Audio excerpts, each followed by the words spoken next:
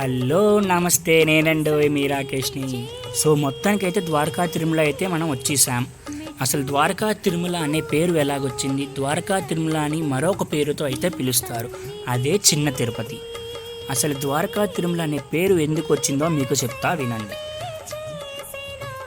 ద్వారక అనే పేరు ఒక పరమ భక్తుడు అయిన పేరు ద్వారక. ఆయన ప్రతి సంవత్సరం పెద్ద తిరుపతి వెళ్ళేవారు.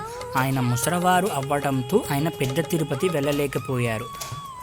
అప్పుడు భక్తుడి కోసం డైరెక్ట్గా వెంకటేశ్వర స్వామి ఆ భక్తుడి కోసం తూర్పుగోదావరి జిల్లా భీమడోలికి 18 కిలోమీటర్లు సమీపంలో కొండ మీద వెలిచారు.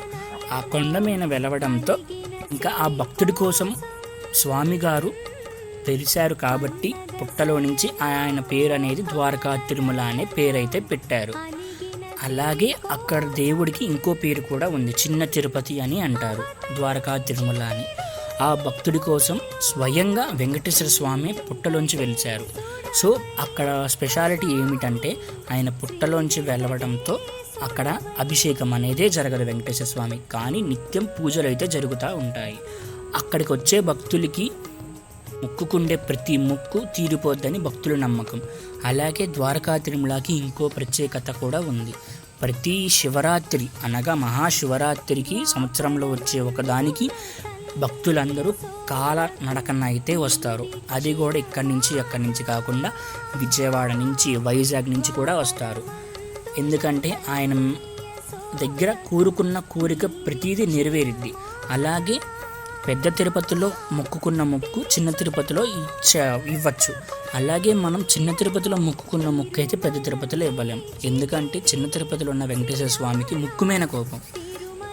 పెద్ద తిరుపతి వెళ్ళలేని వాళ్ళు చిన్న తిరుపతిలో అయితే మొక్కులు అయితే తీర్చుకోవచ్చు. ఇది వచ్చేసి మనకైతే వైజాగ్ నుంచి 200 కిలోమీటర్లు ప్లస్ ఉంటుంది. విజయవాడ నుంచి 110 కిలోమీటర్లు, ఏలూరు నుంచి 48 కిలోమీటర్లు అయితే ఉంటుంది. మనకి బస్సెస్ అయితే ఫెసిలిటీగా ఉంటాయి. అక్కడ రూమ్స్ అన్నీ అయితే దొరుకుతాయి.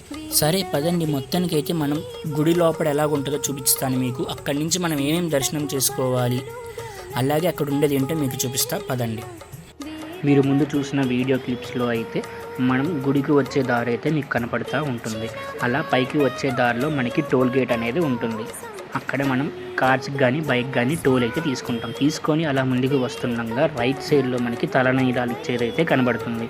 అక్కడైతే మనం తలనీలాలు అయితే ఇవ్వచ్చు. అక్కడే మనకి టోకెన్స్ అయితే ఇస్తారు. అక్కడే మనకి ఫ్రెష్ అప్ అవ్వడానికి వాటర్ అయితే ఉంటుంది. అక్కడ ఫ్రెష్ అప్ అయిపోయి దర్శనానికి అయితే వెళ్ళిపోవచ్చు. మనకి అలాగే కొండ కింద నుంచి పైకి రావడానికి ఫ్రీ బస్సెస్ అయితే ఉంటాయి. ఇప్పుడైతే పదని గుడిలోకి అయితే వెళ్దాం. ఇది వచ్చేసి గుడి ఎంట్రన్స్. లోపలికి వెళ్తూ ఉండంగానే మనకైతే షాపింగ్స్ అయితే కనబడతాయి. లెఫ్ట్ సైడ్లో అయితే మనం బ్యాగ్స్, చెప్పల్స్ అన్నీ అయితే పెట్టుకోవచ్చు. మనకి ఇక్కడ కనబడినట్టు లెఫ్ట్ సైడ్లో అక్కడైతే ఫ్రీ దర్శనం లైన్ 100 రూపీస్, 200, 500 దర్శనం అయితే ఉంటుంది. ఇదంతా గుడికి అనగా అంటే తూర్పు గోపురం వైపు వెళ్ళే దారి. ఇదంతా వచ్చేసి ఒక మండపం. ఇక్కడ ఒక్కొక్క పిల్లర్కి ఒక్కొక్క దేవుడు అయితే ఉంటారు. ఒక్కొక్క దేవుడికి ఒక్కొక్క విశిష్ట అయితే ఉంటుంది. ఈ మండపంలో పెళ్ళిళ్ళ సీజన్లో అయితే పెళ్ళిళ్ళు అయితే యమ జరుగుతాయి. సో ఇక్కడ పెళ్లి చేసుకోవాలని చాలామందికి అయితే కోరిక ఉంటుంది. అలాగే అన్నప్రసన్న కూడా ఇక్కడైతే జరుగుతూ ఉంటాయి. ఇది వచ్చేసి అయితే తూర్పు గోపురం. మనమైతే దర్శనం చేసుకొని ఇందులోంచి అయితే బయటకు వస్తాం. ఇంతకుముందు ఇక్కడైతే గోశాల అయితే ఉండేది. ఇప్పుడైతే ఇక్కడ నుంచి ఆ గోశాల తీసేసి ఎంట్రన్స్లోనైతే గోశాల పెట్టారు. అది మీకు లాస్ట్లో అయితే చూపిస్తాను. ఇదంతా వచ్చేసి అయితే దర్శనం చేసుకుని బయటికి వచ్చాక కనపడే ప్లేసెస్. ఇది వచ్చేసి పుట్టలో వెలిసినప్పుడు ఎలాగున్నారో అదొక చిన్న లాంటిది పెట్టారు. ఇదేమో మనం పైకి ఎక్కి మొత్తం మనం ద్వారకా తిరుమల గోపురాలన్నీ చూడవచ్చు. ద్వారకా తిరుమలలో వెలిసినారు కాబట్టి అక్కడున్న గోపురాలన్నీ ఇక్కడి నుంచి అయితే కనపడతాయి. ఇదంతా వచ్చేసి ఆ గోపురం వ్యూ. ఇదంతా ఇటు సైడ్ వ్యూ. సరే అయితే మొత్తానికి అయితే దర్శనం చేసుకొని అయితే బయటకు వచ్చాం. ఇది వచ్చేసి దక్షిణం వైపు గోపురం. అక్కడి నుంచి వ్యూ అయితే ఇలాగైతే ఉంటుంది. చూడండి మీరే. ఇక్కడి నుంచి అయితే ద్వారకా తిరుమల మొత్తం అయితే కనపడతా ఉంటుంది. ఇంకో దారి ఉందని చెప్పా కదా, ఇదైతే అదే కాలనడకన వచ్చే వాళ్ళకి ఇది ఇంకో దారి. ముందు కనపడేదంతా సత్రం, అంటే కాలనడకన వచ్చిన వాళ్ళు నడిచి వచ్చి ఇక్కడైతే విశ్రాంతి తీసుకుంటారు. ఇదంతా చెక్కిని బొమ్మలు. ఇది వచ్చేసి మీకు అన్నీ తెలిసిందే కాబట్టి చూడండి మీరే. కానీ ప్లేస్ అయితే చాలా బాగుంటుంది. మీకు ఇక్కడ అన్ని ఫెసిలిటీస్ అయితే ఉంటాయి.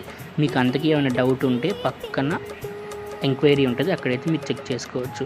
పైకి వెళ్ళే ముందే కింద అయితే అమ్మవారు ఉంటారు, ఆవిడకైతే దండం పెట్టుకొని కొబ్బరికాయ కొట్టి అయితే వెళ్తారు. ఈ మెట్లు అయితే మొత్తం అయితే 50 మెట్లు అయితే ఉంటాయి. మొక్కుకున్న వాళ్ళైతే బొట్లు పెట్టుకుంటూ వెళ్తారు. ఇంకొంతమంది అయితే మోకాల మీద కూడా నడుస్తారు. కానీ ఇక్కడ మొక్కుకున్న ప్రతి మొక్కు తీరిద్దని చాలామంది నమ్మకం. నేనైతే చాలాసార్లు వెళ్ళాను. నేను అనుకున్న కోరికలు అయితే చాలా అయితే నెరవేరినాయి. సో చిన్న తిరుపతి అనేది చాలా మంచి ఫేమస్ అయిన టెంపుల్, కానీ అందరూ చూడవలసిన టెంపుల్. సో ఇక్కడ నుంచి అయితే ముందుకు వెళ్ళిపోదాం. చెప్పా కదా, బయటికి వెళ్ళే దాంట్లో గోశాల అయితే ఉంటుంది. ఇది ఆ గోశాల. అక్కడ ఉండాల్సింది అక్కడి నుంచి తీసి ఇక్కడైతే పెట్టారు. లోపలి కృష్ణుడు చాలా బాగుంటారు.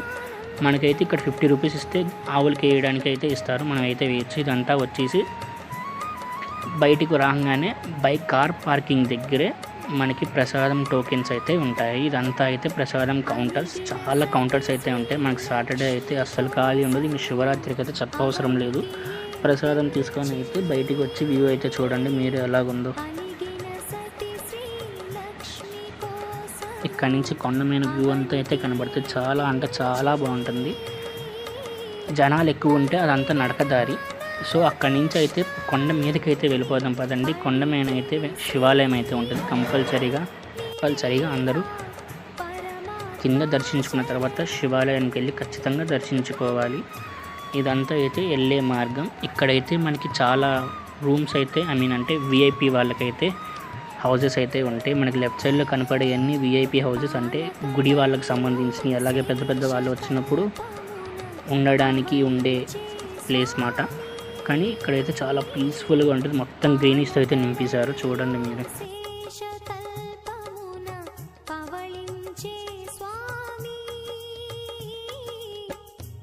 ఇంకా అలా ముందుకెళ్ళే కొద్ది మనకి లెఫ్ట్ సైడ్ అయితే తిరుగుతాం.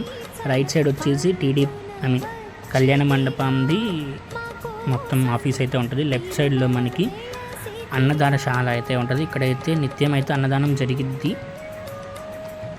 దానికి ఆపోజిట్లోనే మనకి చిన్నపిల్లలు ఆడుకోవడానికి అయితే పార్క్ అయితే ఉంటుంది. చిన్నపిల్లలు అయితే బాగా ఎంజాయ్ చేయొచ్చు. చిన్నపిల్లలు ఆడుకోవడానికి బాగుంటుంది, అలాగే మనం కూడా ఆడుకోవచ్చు పెద్దవాళ్ళు. ఇక్కడి నుంచి అయితే శివాలయానికి అయితే వెళ్ళిపోదాం పదండి.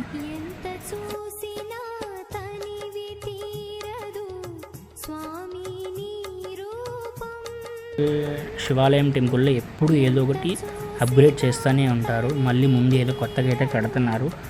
నేనైతే మ్యాక్సిమం మంత్కి ఒకసారైనా వస్తా ఏలూరులో కనుక ఉంటే. ఇక్కడ మనకి శివాలయం టెంపుల్లో వచ్చేసి వినాయకుడి గుడి, అలాగే శివుడి గుడి, ఇంకో అమ్మవారు అయితే ఉంటారు.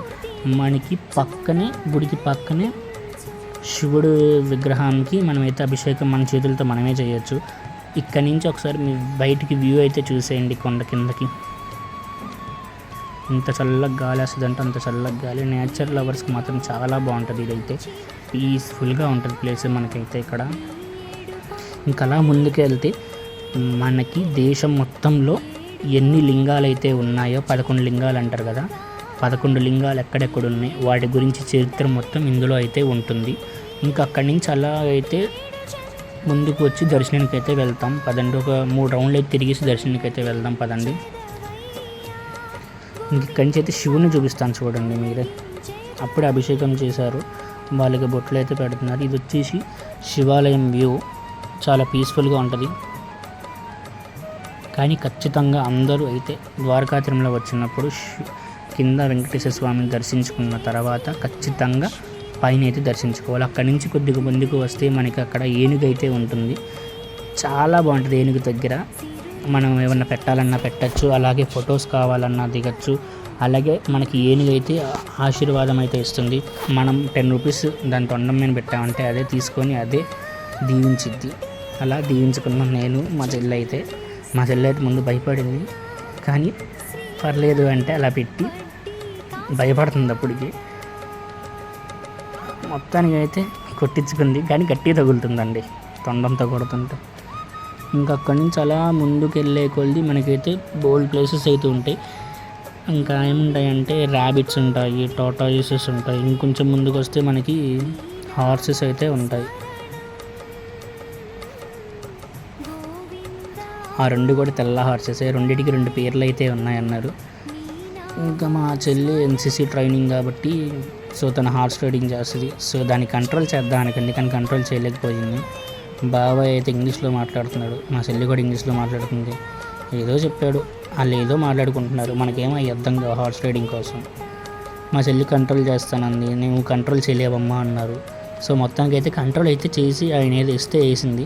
సో ఇంకక్కడి నుంచి అయితే కిందకైతే వెళ్ళిపోదాం.